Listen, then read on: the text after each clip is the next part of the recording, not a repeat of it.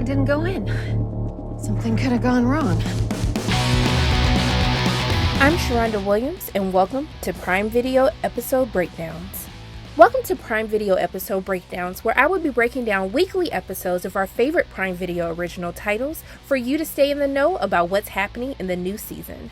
Reacher Season 2 premiered with a bang, giving us the first 3 episodes to watch all at once. Before we get started on the play-by-play, here's what's happening in Reacher Season 2.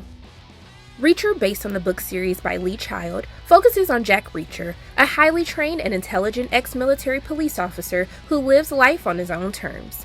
In Season 2, Reacher is pulled from his vagabond life after learning that a member of the 110th, his elite group of Army Special Investigators, has been murdered. He and some of his former military cohorts reunite to investigate and soon realize the case is bigger than they could have ever imagined. Episode 1 opens in the mountains as a helicopter drops a body into the mountains and they are killed on impact. Cut to Arkansas where Reacher is shopping at his favorite place, the thrift store.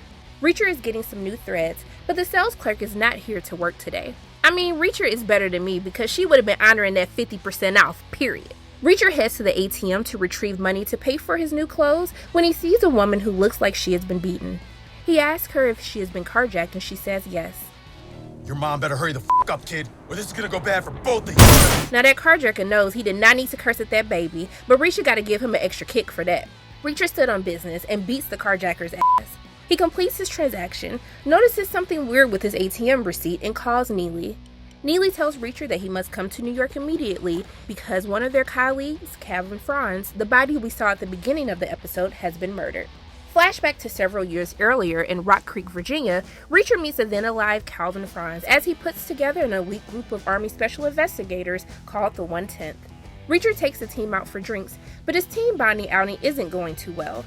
They are approached by another officer who has an issue with Neely being there since it's the officers' only club. Reacher isn't tolerating the disrespect, and they get into an all-out brawl. They realize that you do not mess with the Special Investigators. In present day, Reacher meets with Neely, who is the best friend ever, with a plate of hot food ready and waiting for him. It is confirmed that it has been 2 years, 7 months, and 19 days since the events of Reacher Season 1 took place. Neely tells Reacher that Franz disappeared a few days ago and his body was found in the mountains. Due to Franz disappearing in the city, the police are now leading the investigation on what happened. After looking at the autopsy report, Reacher determines that Franz was tortured before he was thrown from a helicopter to his death. Neely and Reacher head out to find more clues and more of their team. Reacher notices a car following them and it is Gaetano Guy Russo, who has a checklist of the remaining living members of the 110th unit on a notepad. There also seems to be someone else by the name of Seropian on Reacher and Neely's trail, as he is calling someone to tell them that Neely has met up with Reacher. Neely and Reacher head to Franz's house, and they speak with Angela, Franz's wife, as she says Franz disappeared after she and their child went out of town, and when she returned home, their place was ransacked. Franz's office was also ransacked. Reacher and Neely leave and notice the black sedan is still following them. Seropian calls his boss, Shane Langston, and updates him on the aliases of both Reacher and Neely. While the episode gives us the best Terminator throwback ever when Langston says, "And who's Sarah Connor?" I don't give a shit. and if that reference went over your head, step your game up by T1000. See what I did there? Exact kind of place Franzi would choose.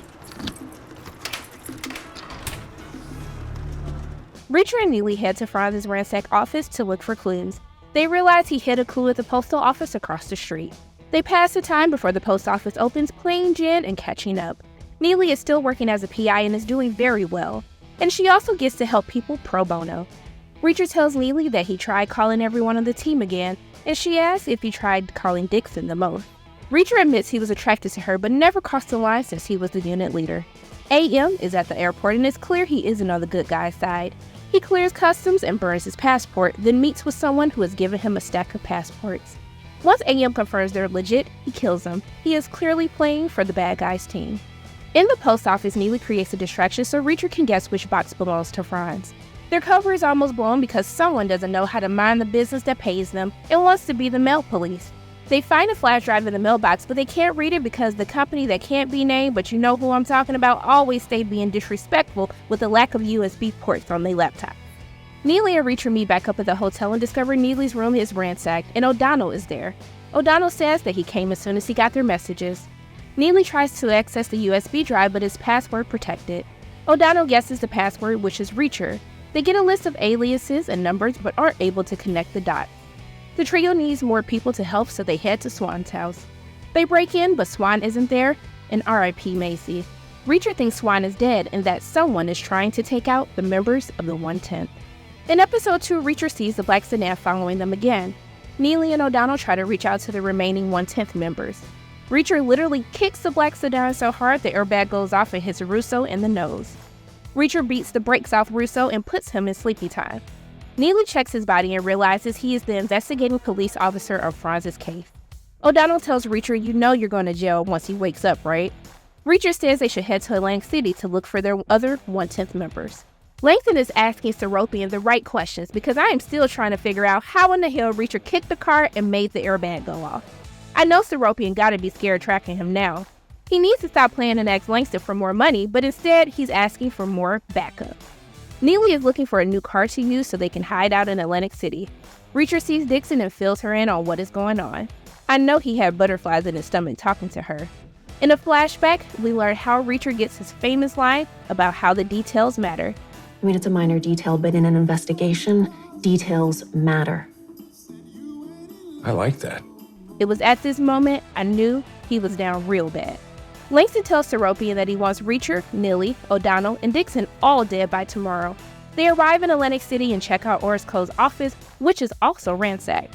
Reacher sees a photo of Sanchez with a woman that they head to Lucky Lounge to find her. At first, she tries to escape, but then eventually says Franz came to see Sanchez and Orozco for a case they were working on together. She says she last saw Sanchez at the bar where he got a call about some numbers, $650 and $100K each. He left and never came back. Reacher is doing the right thing by hitting up a buffet. Reacher finds Dixon winning at the tables and the manager comes to stop her since she is counting hard. They also spot Seropian following them.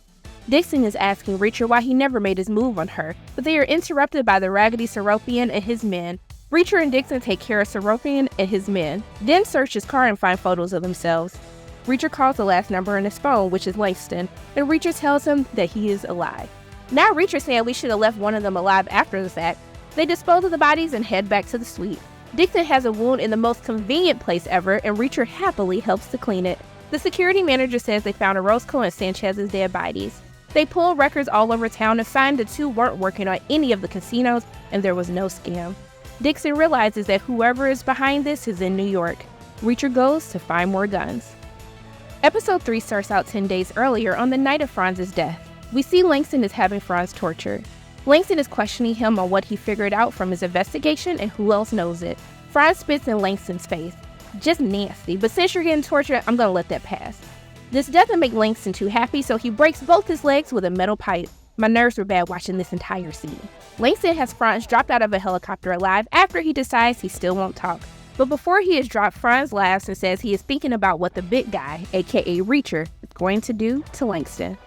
Reacher goes to get more guns, and he and his new friend have an ego war about gun laws in order to find a loophole for Reacher to buy multiple guns the same day. Let's just say money always talks. Reacher, Neely, Dixon, and O'Donnell are pulled over by the police.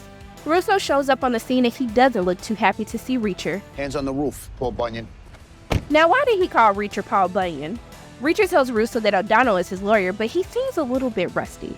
Neely and Dixon head to New Age Technologies to chase down a lead. They speak with Marlo Burns, the director of operations. They show Marlo a parking pass from the company that came from Seropian's car. Marlo does some digging and tells him that the pass was registered to Trevor Seropian, the man Reacher killed in Atlantic City. He was at New Age for an interview, but he ran a maintenance company. Marlo gives them his address. Russo brings Reacher and O'Donnell into the precinct. Now, why did Reacher call Russo Curly? Russo tries to tell them about their dead friends, but Reacher and O'Donnell says they already know. Reacher agrees to share info with Russo, but then they accuse each other of being dirty. O'Donnell breaks up the tension by asking Russo to share some intel they don't already know. Russo tells him that he found something on Franz's printer, a conspiracy to commit a terrorist act notice with suspect Azari Mahmoud, aka AM's name on it. Mahmoud is a weapons broker for the terrorist organizations. Reacher tells Russo about the alias names they found on Franz's printer and that he should flag them in the system. Russo gets a hit on one of the aliases, but AM is able to dodge the cops at the airport. AM calls Langston and tells him what happened. Reacher, Neely, O'Donnell, and Dixon call Seropian's neighbor to confirm the address given earlier is truly his. They break into the house. Well, actually, explode their way into the house. They battle it out to take everyone down, but they notice the getaway driver making a run for it. Reacher tries to question him, but he conveniently, or maybe not so conveniently, has a heart attack and dies. Now, Reacher, why did you call him an asshole? Really? Asshole. At the hotel, Reacher tells Russo he thinks that Seropian was hired by New Age as a hitman to take them out. Russo tells them that they lay low until he can gather more information, but Reacher doesn't listen, and he and the team drive through New Age technologies to get more information on their hunch. They steal files, drives, computers, and anything else they can find. Episode 3 ends when Reacher sees a photo of employees, which includes Swan. And that's what went down during the first 3 episodes of Reacher Season 2. Thank you for watching this installment of Prime Video episode breakdowns. We'll be back soon to recap episode 4. Don't forget to watch new weekly episodes of Reacher Season 2 on Fridays, only on Prime Video.